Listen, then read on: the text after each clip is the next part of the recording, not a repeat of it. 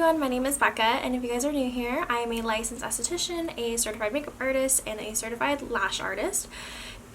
Today's video is on lash artist retention, not client retention. We're doing lash artist retention, and I know a lot of people have been wondering what is the best way to achieve maximum retention. And when I first started, I didn't even really know what retention was. My lash class, they did not go into detail over retention issues. They never went over like tips and tricks. It was just kind of like the basic guideline of how you apply lashes. There wasn't anything kind of beyond that. I didn't know how to remove them. I didn't know about different methods of removal. I also didn't know like retention is a really big thing, and fills were never covered in my lash course. And I'm like sitting here now and I'm like, did I just get ripped off? You know what I mean? So it's like, I would love to share my experience, because I know when I was a beginner, I wanted to know everything there was to know, and you know, not everyone has the answers. There's certain tips and tricks and different styles that people do. It's more of finding what's best for you, and at least you're given those options to try them. For my lash artist retention, there are 3 things that is key to maximum retention. So my retention can last anywhere from 2 to 4 weeks, depending on so many factors. If you don't know, there's just so many things that you need to have ticked off on your box before you can let your client leave, because you know that they'll have like maximum retention. A lot of people will say there is certain brands that are like the best. They're like, oh, this brand like Lashbox LA or London Lash or whatever, they'll say it's the best, and then you'll buy it and you're like, it's not very good for the amount of money I'm spending, you know? So it's like, you want to find things that work for you but also in your budget. You want to make sure you're giving the best quality for your clients without it breaking the bank for you. So there's a whole bunch of other things that kind of go into picking the right products. I want to do a video going over each product I use and why, because I've gone through so many things, and this combination of products that I have is top tier. The 3 that I'm going to be talking about today are prep, glue, and attachment. So first up with prep, you want to make sure you prep every single client. No matter if their lashes are clean, like they look up close and they're squeaky clean, right? No, they have to go from their house to you. A lot of things can happen in that meantime. They could cry, they could sweat, you know, a little bit of makeup from the night before, right at the base of the lashes could be there. You want to make sure you're cleaning so that you have the same for every single client. A lot of the things that I was hearing when I was still new was you don't want to like prep certain clients, or you don't want to do this, and that. I do this to every single person. Doesn't matter if they're super dry or super oily, I'm always going to give them a lash bath. The main one is the primer. A lot of people are like, oh, if you're oily or dry, but I've always used a primer on every single person, so I don't know, and I've had great retention, so I'm not too sure. Maybe if someone is way too oily or like way too dry, then that's when you would kind of change it around, but I personally do it for everyone, so, and I've had no problems with that. But with the lash bath, I want to make sure that you're squeaky clean. I don't go ahead and do the full-on, you know, the pump on the eye, you know, lash bath, you know, full-on lash bath. That's a service on its own. If someone comes in with makeup, that's a service on its own. You can charge for that. That's your time. I do the eye pads, I put them down, and then I go into like a little cup or like the back of the container of the lid of the lash bath. I'll pump it into that and use that, and then use a lip applicator and go over the lashes while the eyes are closed and while the eye pads are already on. So I'll go ahead and do that, and then I'll go ahead and with water to get rid of everything. And you want to keep going until your mascara wands are completely clean. You want to make sure that there's no trace of makeup whatsoever. If there is a little bit of makeup, a little bit of dirt, whatever, that is not going to have the best retention that you can possibly have it. And people that come in with dirty lashes, you get charged more. You tell them up front you're not going to clean extra, and you want to make sure that you have a good base, so you're going to charge them extra. So I would take advantage of that. But if they come in with great lashes, I'd still clean them regardless. I prep every single one of them, regardless if they're super oily or super dry. I'll prep your lashes anyway. I want to make sure that the lashes have the best base for it before I go in and do everything else. The next thing you want to look out for the best retention is picking the right glue. There's 3 things you want to learn about that as well before you go in picking your glue. You want to look at your dry time, how long it dries. Is it 0.5 seconds to 1 second? Is a 1 second glue, 1 2 second glue? Your humidity, is it like the 40% in there? Is it like a high of like 70% in there? And then your personal speed. You want to know how fast you can go from your glue ring or your glue dot to the eye and still get a good speed without rushing or it just not working out for you. Let me go over that real quick. So dry time, 1 to 2 seconds, 2 to 3. That's basically going off of what your speed is. You want to make sure that you're comfortable enough with the dry time. So let's say I am a really slow lash artist and I just can't, I can't get it from one point. I would want to pick a 2 to 3 second glue because it does dry a little longer and you have more time to isolate, get everything in there, you're good to go. So that's when your speed comes into it. You want to make sure you know that you're a slower one, so you find a slower glue. You're faster, you're going to find a faster glue.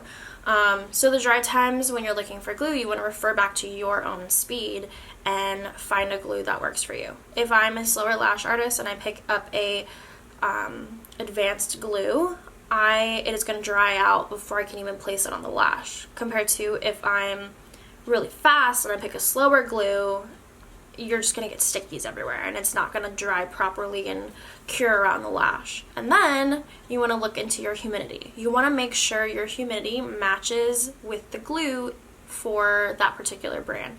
So my room is always at around a 40%, kind of fluctuates between 40 and like 45. Let's say I have a hydrometer or hygrometer, I don't know how you say it, but you put it right next to you, and so that you know what your humidity is in your area. During the winter time, it is a little drier, so I do have a humidifier that I use during the winter, and it is nice because I can control what the humidity is, and then it will automatically shut off. Just like for summertime, I personally haven't really used my dehumidifier as much more than my humidifier, but I have a dehumidifier for like summer months and things like that, and it just kind of helps bring down the humidity in the room. But personal experience for me, I've only used the humidifier. I do live in the suburbs of Chicago, and so that kind of gives you an area of where I'm at.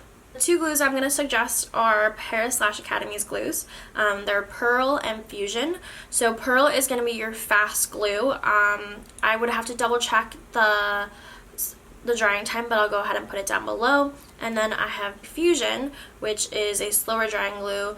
Then again, I'll put down the things down below. But those are the 2 that I always have on deck. My humidity can kind of fluctuate, and sometimes, like if you don't have a humidifier, you need to have an extra glue with a different humidity range just in case.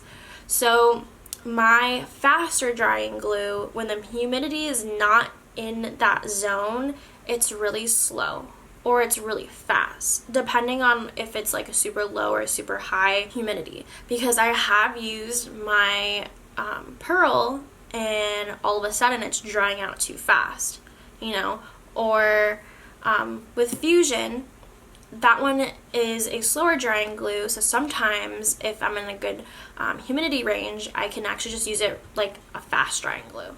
Those are the two that I really like. I want to make sure that I have two just in case, one like clogs, or, one the humidity doesn't work for this particular day.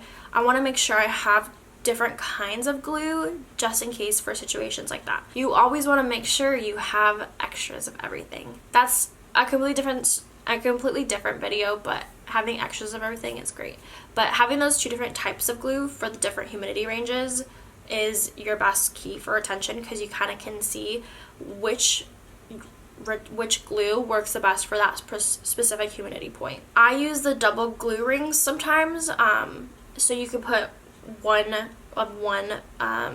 lash glue in one and one in the other, and then kind of switch off throughout the set.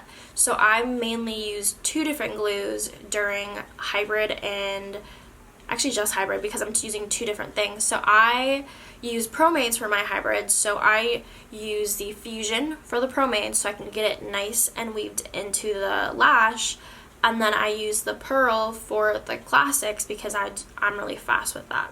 So you want to have two, especially for stuff like that, because sometimes, like for me, I wasn't the best at getting my ProMades weaved through the lashes.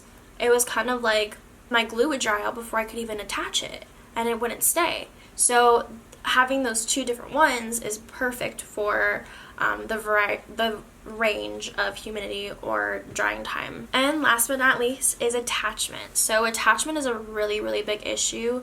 I noticed it a lot at the beginning.